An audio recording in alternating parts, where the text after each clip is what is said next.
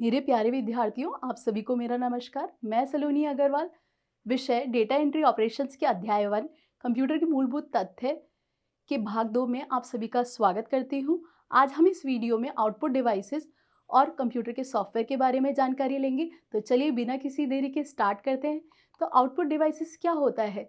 जब भी हम कोई प्रोसेस डेटा कंप्यूटर की स्क्रीन पे शो करते हैं या कंप्यूटर के अलग अलग डिवाइसेस से शो करते हैं, इसे हम आउटपुट डिवाइसेस कहते हैं। जब हम आउटपुट डिवाइसेस की बात कर रहे हैं तो इन्हें 4 भागों में बांटा गया है। पहला है मॉनिटर यानी कि विजुअल डिस्प्ले यूनिट, फिर है आपका प्रिंटर, फिर आपका प्लॉटर और नेक्स्ट है आपका स्पीकर।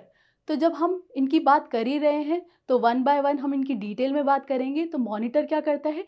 किसी भी डेटा को दृश्यमान रूप में आपकी स्क्रीन पे शो करता है, इसे हम मॉनिटर कहते हैं। इसे हम फ्लो चार्ट के थ्रू समझेंगे। तो जब भी हमारा कोई प्रोसेस डेटा होता है यानी कि कोई भी संसाधित जानकारी होती है, इसको हम सबसे पहले किसी वीडियो अडेप्टर को सेंड करते हैं। यह वीडियो अडेप्टर उस जानकारी को एक फॉर्मेट में यानी कि प्रारूप में चेंज करता है। इसको प्रारूप में चेंज करने के बाद स्क्रीन पे शो कर दिया जाता है यानी कि प्रदर्शित कर दिया जाता है। इस तरीके से आपका मॉनिटर कार्य करता है। मॉनिटर को 2 भागों में बांटा गया है, CRT यानी कि कैथोड रे ट्यूब, सेकेंड है आपका LCD यानी कि लिक्विड क्रिस्टल डिस्प्ले। तो चलिए हम पहले पार्ट की बात कर लेते हैं यानी कि CRT। तो CRT क्या होता है? आपका कैथोड रे ट्यूब। यह एक टेलीविज़न की तरह दिखता है और इसमें एक वैक्यूम ट्यूब यूज़ की जाती है जिसे हम CRT कहते हैं, कैथोड रे ट्यूब कहते हैं। तो देखिए इस स्क्रीन पे आपको एक पिक्चर दिखाई दे रहा होगा, यह मॉनिटर है, ये कुछ कुछ आपके टीवी जैसा दिखता है। सेकंड है हमारा LCD यानी कि लिक्विड क्रिस्टल डिस्प्ले। इसे हम फ्लैट पैनल मॉनिटर भी कहते हैं। इसका रिजोल्यूशन डिफरेंट होता है। रिजोल्यूशन मीनवाइल जब भी हम पिक्चर क्वालिटी की बात करते हैं, अगर जितनी अच्छी पिक्चर क्वालिटी चाहिए उतना ही आपको अच्छा रिजोल्यूशन लेना होगा। तो यहाँ पे देखिए 3 रिजोल्यूशंस दिए हुए हैं। इनमें से सबसे हाई क्वालिटी रेजोल्यूशन ये है जिससे आपकी अच्छी पिक्चर क्वालिटी आएगी। चलिए अब हम नेक्स्ट आउटपुट डिवाइस यानी कि प्रिंटर के बारे में बात कर लेते हैं। तो कंप्यूटर में जब भी हम किसी दस्तावेज को बनाते हैं तो उसे हम हार्ड प्रिंट लेते हैं यानी कि उसकी एक हार्ड कॉपी भी लेते हैं, जिसके लिए हम प्रिंटर का यूज़ करते हैं। जब यहाँ पे प्रिंटर को 4 भागों में बांटा गया है। पहला है लेज़र प्रिंटर, सेकेंड है आपका इंकजेट प्रिंटर, थर्ड है डॉट मैट्रिक्स प्रिंटर और फोर्थ है लाइन प्रिंटर। तो चलिए सबसे पहले लेज़र प्रिंटर के बारे में बात कर लेते हैं। तो ये जो लेज़र प्रिंटर है यह क्या करता है? हाई क्वालिटी देता है यानी कि उच्च गुणवत्ता देता है। इसका ज़्यादातर यूज़ हम प्रकाशन क्षेत्र में यानी कि पब्लिशिंग सेक्टर में, जैसे कि आपका न्यूज़पेपर है, मैगज़ीन है, इन सबको प्रिंट करने के लिए हम लेज़र प्रिंटर का यूज़ करते हैं। इसकी गति बहुत ही अच्छी होती है यानी कि यह हाई स्पीड से कार्य करता है। आवाज़ इसमें नहीं होती, नो नॉइज़, और ये स्वचालित रूप से पेपर को लोड करता है आपके प्रिंटर में, लेज़र प्रिंटर में। अगर हम लेज़र प्रिंटर की बात करें तो इसकी speed black and white paper को प्रिंट करने के लिए 200 पेजेस पर मिनट होती है और कलर्ड पेजेस प्रिंट करने के लिए 100 पेजेस पर मिनट होती है आपके लेज़र प्रिंटर की स्पीड। चलिए अब हम नेक्स्ट प्रिंटर के बारे में भी बात कर लेते हैं। वह है हमारा इंकजेट प्रिंटर। तो इंकजेट प्रिंटर यहाँ पे 64 नॉजल्स यूज़ करता है जिससे स्याही निकलती है, जो कि पेपर पे कोई भी टेक्स्ट या कोई भी इमेज बनाने के लिए यूज़ की जाती है। जब हम इस इंकजेट प्रिंटर की बात कर रहे हैं तो इसमें कोई आवाज़ नहीं होती है, इसकी स्पीड भी बहुत अच्छी नहीं होती है, लेकिन इसकी जो कीमत है वो लेज़र प्रिंटर से बिल्कुल आधी होती है। इसीलिए इसे कई बार हम यूज़ करते हैं फॉर प्रिंटिंग पर्पज़। चलिए नेक्स्ट प्रिंटर के बारे में भी बात कर लेते हैं। वह है हमारा डॉट मैट्रिक्स प्रिंटर। अब डॉट मैट्रिक्स प्रिंटर बहुत ही सस्ता आउटपुट उपकरण है। यह है लेज़र प्रिंटर और आपके इंकजेट प्रिंटर से भी ज़्यादा सस्ता आता है। इसमें जब भी आपका प्रिंट हेड होता है वो रिबन से टकराता है, उससे आपका कोई भी टेक्स्ट या आपका चित्र पेपर पे प्रिंट हो जाता है। इसकी गति कैरेक्टर्स प्रति सेकंड से मापी जाती है। यह बहुत ज़्यादा शोर करता है और इसकी गुणवत्ता भी बहुत अच्छी नहीं होती है, इसलिए इसे बहुत कम यूज़ किया जाता है। नेक्स्ट है हमारा लाइन प्रिंटर। लाइन प्रिंटर नाम से ही समझ में आ रहा है, लाइन बाय लाइन डेटा को प्रिंट कर रहा है। तो यह ज़्यादातर टेक्स्ट फॉर्मेट को प्रिंट करने में यूज़ किया जाता है। इसकी गति बहुत ही ज़्यादा होती है, ये एक्सपेंसिव भी बहुत ज़्यादा होता है, इसकी कीमत लाखों में होती है और यह 100 से लेकर 3800 लाइन पर मिनट प्रिंट करता है, पर इसकी गुणवत्ता बिल्कुल भी अच्छी नहीं होती है, इसलिए आजकल यह प्रचलन में नहीं है। चलिए अब हम अपने नेक्स्ट आउटपुट डिवाइस यानी कि प्लॉटर की बारे भी बात कर लेते हैं। तो प्लॉटर एक आउटपुट उपकरण है जो कागज़ पर चित्रों का निर्माण करता है। तो अभी जब हम प्रिंटर की बात कर रहे थे, वह ज़्यादातर टेक्स्ट प्रिंट करने के लिए यूज़ किया जाता है, लेकिन जब हम प्लॉटर की बात करते हैं वह इमेजेस प्रिंट करने के लिए यूज़ किया जाता है। जैसे कि किसी भी बिल्डिंग का आपका स्ट्रक्चर है, उससे आप ड्रॉ कर सकते हैं, उसके लिए हम प्लॉटर यूज़ करते हैं। इसी तरीके से कोई भी इलेक्ट्रॉनिक डिवाइस है, उसका ब्लूप्रिंट भी हम प्लॉटर के थ्रू ले सकते हैं। तो जब हम प्लॉटर की बात कर ही रहे हैं तो ये कैसे कार्य करता है इसके बारे में भी देख लेते हैं। तो इसमें एक क्लिप रैंक होता है, इस क्लिप रैंक से हम किसी टाइप का या किसी भी कलर का पेन चूज़ कर सकते हैं और एक किसका रोबोटिक आर्म होता है जिसके थ्रू हम कोई भी लाइन ड्रॉ कर सकते हैं कोऑर्डिनेट्स पे, पर्टिकुलरली कोऑर्डिनेट्स पे। तो सपोज़ करिए अगर आपको कोई सर्किल बनाना है तो आपको इनके कोऑर्डिनेट्स लेने होंगे और ये स्ट्रेट लाइन्स के थ्रू आपके पेज पे ड्रॉ हो जाएगा। इस तरीके से प्लॉटर वर्क करता है। नेक्स्ट है, जब हम प्लॉटर को किसी दो भागों में बांटते हैं, पहला है इसका फ्लैट ब्रेड प्लॉटर, सेकंड है इसका ड्रम प्लॉटर। तो फ्लैट ब्रेड प्लॉटर क्या करता है, ये बहुत ही छोटे होते हैं लेकिन ये लिमिटेड साइज़ के पेपर पे ही चित्र का निर्माण कर सकते हैं। इन्हें मेज पे भी रखा जा सकता है, एक डेस्क पे भी रखा जा सकता है। अगर हम ड्रम प्लॉटर की बात करें तो यह आकार में बहुत ही बड़े होते हैं।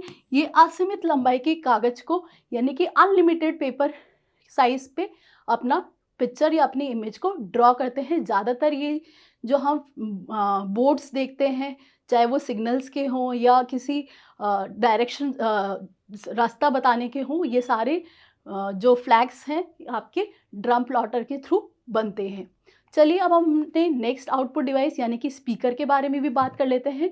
तो स्पीकर क्या है, आपका आउटपुट उपकरण है जिसका उपयोग संगीत या बातचीत सुनने के लिए किया जाता है। ये कुछ ऐसा दिखाई देता है, आप सभी इसको ज़्यादातर यूज़ करते होंगे किसी भी वीडियो को सुनने के लिए या किसी का कोई भी गाना या मूवी सुनने के लिए आप इस स्पीकर का यूज़ करते होंगे। आइए अब हम कंप्यूटर के मेमोरी सिस्टम के बारे में भी बात कर लेते हैं। मेमोरी जहाँ पे हम अपना डेटा स्टोर करते हैं, इन्हें दो भागों में बांटा गया है। पहला है प्राइमरी मेमोरी, सेकंड है secondary memory. Primary memory data को डायरेक्टली एक्सेस करता है सीपीयू से, इसीलिए इसे डेटा एक्सेस करने में कम समय लगता है और सेकेंडरी मेमोरी को कंपैरेटिवली ज़्यादा समय लगता है। यहाँ पे प्राइमरी मेमोरी के दो एग्जांपल्स भी दे रखे हैं, पहला है रैम, सेकंड है रोम। सेकेंडरी मेमोरी की अगर हम बात करें तो सेकेंडरी मेमोरी ज़्यादा मात्रा में डेटा स्टोर कर सकती है कंपैरेटिवली प्राइमरी मेमोरी के। इसके दो एग्जांपल्स दिए गए हैं, पहला है सीडी रोम, सेकंड है पैन ड्राइव। जब हम कंप्यूटर के सॉफ्टवेयर के बारे में बात करते हैं तो कंप्यूटर अपने आप कार्य नहीं करता है, इसे किसी ना किसी निर्देश या इंस्ट्रक्शंस की ज़रूरत होती है। जब भी हम निर्देश या इंस्ट्रक्शन देते हैं तो इसके समूह को हम प्रोग्राम्स कहते हैं और किसी भी विशेष कार्य को करने के लिए हमें बहुत सारे प्रोग्राम्स की ज़रूरत होती है जिसके समूह को हम सॉफ्टवेयर कहते हैं। हम जब सॉफ्टवेयर की बात कर ही रहे हैं तो इन्हें दो भागों में बांटा गया है, पहला है सिस्टम सॉफ्टवेयर और सेकंड है एप्लीकेशन सॉफ्टवेयर। जो सिस्टम सॉफ्टवेयर होता है, जब भी आपका कंप्यूटर ऑन होता है तो रोम में जो भी स्टोर्ड प्रोग्राम्स होते हैं वह क्या होने लग जाते हैं, एग्जीक्यूट होने लग जाते हैं, निष्पादित होने लग जाते हैं। इनके थ्रू कोई भी हार्डवेयर मैनेज किया जा सकता है, जैसे कि आपका कीबोर्ड है, माउस है या आपका प्रिंटर है, इनको मैनेज किया जाता है। इसी तरीके से कुछ फाइल्स को भी मैनेज किया जाता है, किसके थ्रू, सिस्टम सॉफ्टवेयर के थ्रू। अब जब हम सिस्टम सॉफ्टवेयर की बात कर ही रहे हैं तो हम ऑपरेटिंग सिस्टम कैसे भूल सकते हैं। ऑपरेटिंग सिस्टम बहुत ही अच्छा एग्जाम्पल है सिस्टम सॉफ्टवेयर का। तो जब हम ऑपरेटिंग सिस्टम की बात करते हैं तो ये क्या करता है, इंटरफेस का कार्य करता है, यानी कि जब भी यूज़र और कोई कंप्यूटर एक दूसरे से बात करना चाहते हैं तो उसके लिए ऑपरेटिंग सिस्टम यूज़ किया जाता है। इन दोनों ऑपरेटिंग सिस्टम के थ्रू अच्छे से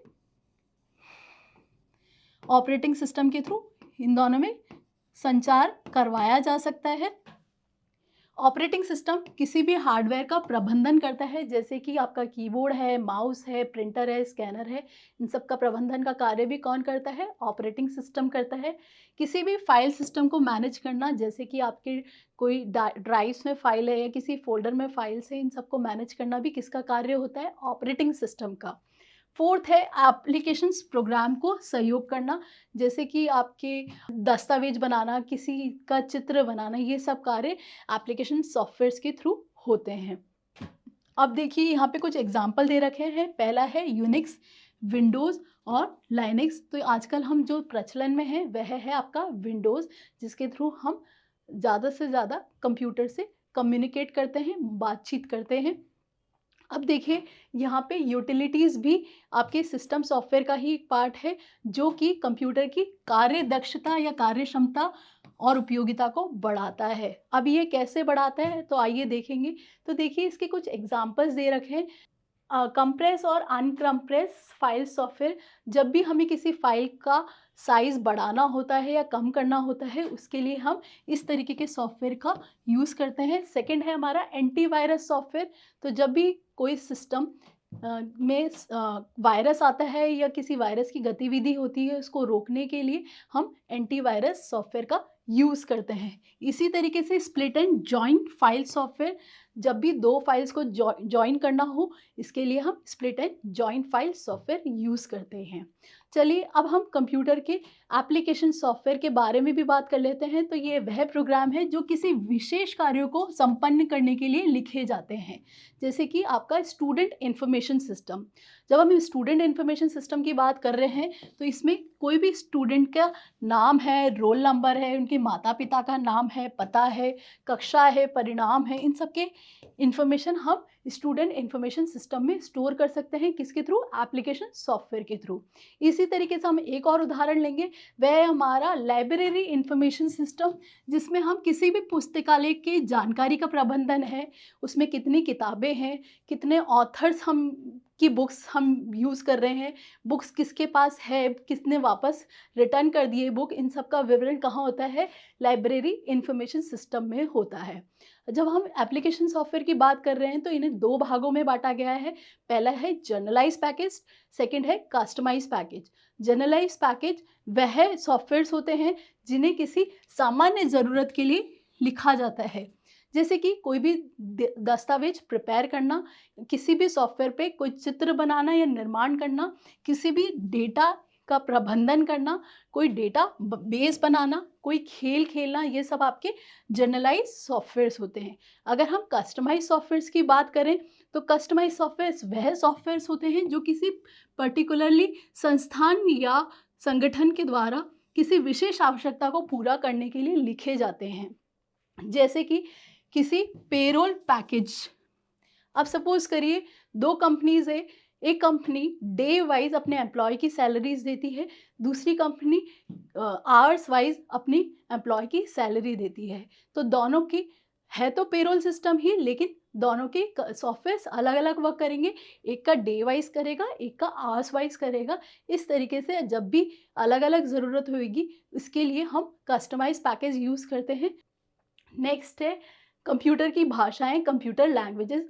तो देखिए अब जब हम कंप्यूटर लैंग्वेज की बात कर ही रहे हैं, तो इससे पहले मैं आपसे पूछना चाहूँगी कि अगर हम एक दूसरे से बात करेंगे तो हमें किसी कॉमन लैंग्वेज की ज़रूरत है। तो हम क्या यूज़ कर रहे हैं? या तो हिंदी यूज़ कर रहे हैं या अंग्रेजी यूज़ कर रहे हैं। इसी तरीके से कंप्यूटर से बात करने के लिए भी हमें कोई कॉमन लैंग्वेज की ज़रूरत होती है, जो कि कंप्यूटर मशीन भी समझ सके और जो यूज़र है वह भी समझ सके। तो जब भी हम कंप्यूटर में कोई लैंग्वेज की बात करते हैं, तो ये दोनों तरफ से समझी जाती है, पर इसके कुछ नियम होते हैं। इस लैंग्वेज को बनाने के लिए कुछ नियम यूज़ किए जाते हैं, जिन्हें हम सिंटैक्स कहते हैं।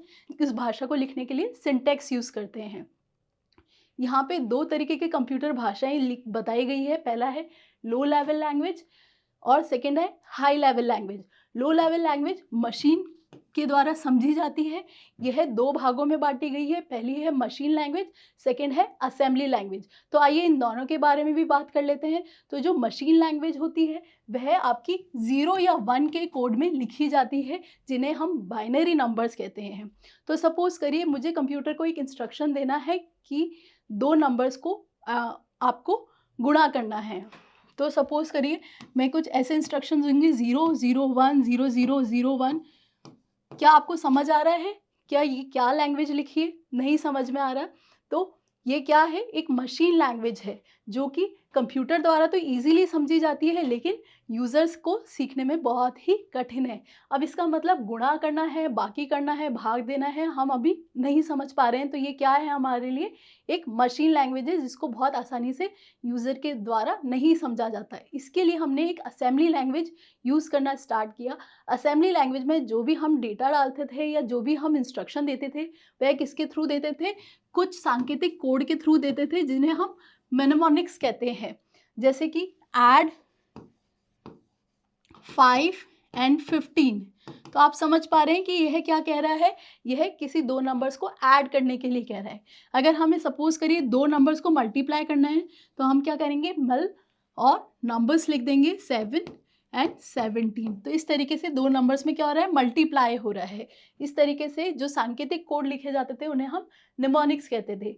मशीन लैंग्वेज की तुलना में असेंबली लैंग्वेज ज़्यादा आसान होती है सीखने के लिए। और जब हम मशीन लैंग्वेज की तुलना में असेंबली लैंग्वेज को कंपेयर करते हैं, तो इसमें गलतियाँ को ढूँढना और उनको सुधारना भी आसान होता है कंपैरेटिवली मशीन लैंग्वेज के। तो चलिए अब कंप्यूटर के हाई लेवल लैंग्वेज के बारे में भी बात कर लेते हैं। तो किसी भी प्रॉब्लम को सॉल्व करने के लिए आसानी तरीके से अंग्रेजी स्टेटमेंट्स यानी कि इंग्लिश स्टेटमेंट्स यूज़ किए जाते हैं, जिन्हें हम हाई लेवल लैंग्वेज कहते हैं। हाई लेवल लैंग्वेज कंप्यूटर पर निर्भर नहीं होती है। इसमें प्रोग्रामिंग करना कंपैरेटिवली आसान होता है यूज़र्स के लिए, क्योंकि इसे आसानी से इंग्लिश स्टेटमेंट्स के थ्रू समझा जा सकता है। आइए अब हम कंप्यूटर के हाई लेवल लैंग्वेज की कुछ उदाहरण भी देख लेते हैं। तो पहला है बेसिक। इसकी फुल फॉर्म है beginners all purpose symbolic instruction code. ये क्या करता है? जो भी प्रोग्रामर्स नई नई प्रोग्रामिंग करना स्टार्ट करते हैं, ये इस लैंग्वेज को यूज़ करते हैं। इसके थ्रू कोई भी लैंग्वेज ईज़िली समझी जा सकती है। सेकंड है आपका कोबोल। कोबोल की फुल फॉर्म होती है कॉमन बिज़नेस ओरिएंटेड लैंग्वेज। नाम से ही समझ में आ रहा है, बिज़नेस पर्पस के लिए ये कोबोल लैंग्वेज यूज़ की जाती थी। फिर है फोर्ट्रॉन। फोर्ट्रॉन है फॉर्मूला ट्रांसलेशन। तो जब भी आपके साइंटिस्ट हैं या कोई इस बिज़नेस प्रोग्रामिंग की बात करते थे, तो ये फोर्ट्रॉन लैंग्वेज का ज़्यादातर यूज़ किया जाता था। फिर नेक्स्ट है स्ट्रक्चर्ड प्रोग्रामिंग यानी कि आपकी सी प्रोग्रामिंग लैंग्वेज। इसमें यह लैंग्वेज आपके बिजनेस पर्पस से या साइंटिस्ट पर्पस से या स्टूडेंट पर्पस से बहुत बार यूज़ की जाती है। इसमें जो भी डेटा होता है वह स्ट्रक्चर्ड फॉर्म में होता है। नेक्स्ट है आपका सी प्लस प्लस, जो कि आपकी ऑब्जेक्ट ओरिएंटेड प्रोग्रामिंग लैंग्वेज होती है। Thank you.